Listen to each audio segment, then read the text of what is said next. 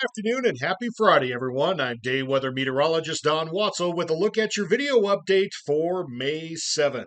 Mild weather continues on this Friday afternoon, and that warmer weather may lead to some widely scattered showers and thunderstorms this evening and overnight, primarily in western areas and northern areas. But that doesn't mean that the rest of the state will be left high and dry. Could see a couple stray gusty storms, most notably in the southeastern plains as we head into early Saturday.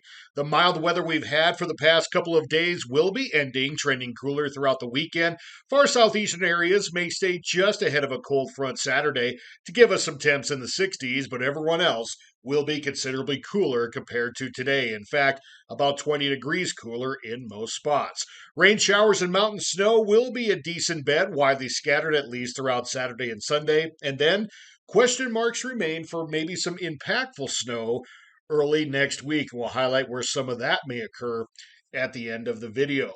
First things first tonight, here's where we're talking about some of the widely scattered showers and thunderstorms as an area of low pressure begins to continue eastward from the Pacific Northwest, may start to send jet stream moisture and upper level energy over the western and northern mountain areas and the adjacent plains and basins. Widely scattered showers and thunderstorms with some gusty winds possible. We could get a stronger disturbance in the far northwest to give us some of those stronger storms and may see some gusty thunderstorms in the southeastern areas throughout this evening and into the overnight. As for the rest of the state, still cannot rule out an isolated shower or a thunderstorm. Otherwise, most areas will be dry with any rainfall only clocking in at about a few hundredths of an inch.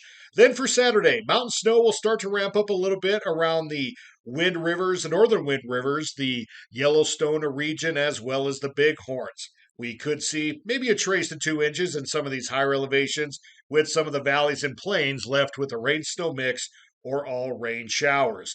For southern areas along I-80 as well as South Pass, our main impact is going to be some stronger wind gusts out of the west. Looking at sustained winds of 20 to 30 miles an hour with some gusts up to 40 or 45 in the southwestern area of the state, while they could get up to 50 miles an hour, most notably east of Rawlins, through Elk Mountain and Arlington, towards Quealy Dome and Laramie. The rest of the state will be cooler with some breezy winds up to 20 to 30 miles an hour, and isolated showers and widely scattered thunderstorms will start to increase in the afternoon and evening. As the sun sets Saturday night, some of that rain may shift over to some snow showers, mainly Casper Mountain south over the northern Laramie Range, as well as some of the higher elevations in central Wyoming above 7,000 feet. Then for Sunday, cooler statewide. Most of the plains will primarily get rain showers during the day with snow confined to the mountain areas. However, some rain and snow mixes will occur over the central and southern higher elevations and the mountain areas with trace road accumulations in the western valleys. Another trouble spot could be the far southeast. Maybe not necessarily through Sunday afternoon, but after 6 p.m. Sunday, we are looking at this area to really get an increase in those snow showers. It'll primarily affect areas along Interstate 80 near Elk Mountain and Arlington, through Laramie, continuing eastward through the summit towards the western areas of Cheyenne and the far high plains. Above 8,000 feet is where the snow will start initially, and then as we get some colder temps to drop into the low 30s, that snow level could drop down to 6,000 feet, and that could affect Cheyenne itself and areas along I-25. The I-80 summit could get about 2 to 4 inches of snow into Monday morning, and that'll be a prelude to what we could get early next week. This is a 48-hour potential snow total map, basically from Sunday night through Tuesday night.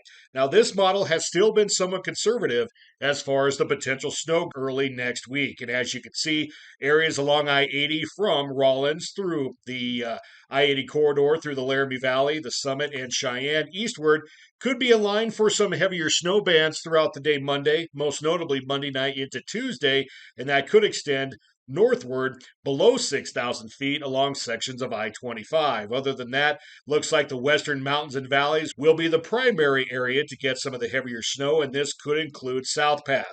Now, some of the other long-range projections have been kind of shifting back and forth with some of these heavier snow bands. Of course, it all depends on the timing and the track of the actual low as it makes its way through the northern Rockies. We're not going to hang our hat on these snow totals at this point, but as we go through the weekend, just remember that we could see some cold enough air move in. And if you plan on traveling along I 80 into Monday morning and Tuesday morning, watch out for some heavier snow bands that will cause some slushy to slick road conditions and could even reduce the visibility if we get some fog to develop with a good fetch of easterly upslope winds coming in from the southeast. Thanks for listening and watching, everyone. Have yourself a great weekend. We will talk to you again on Monday.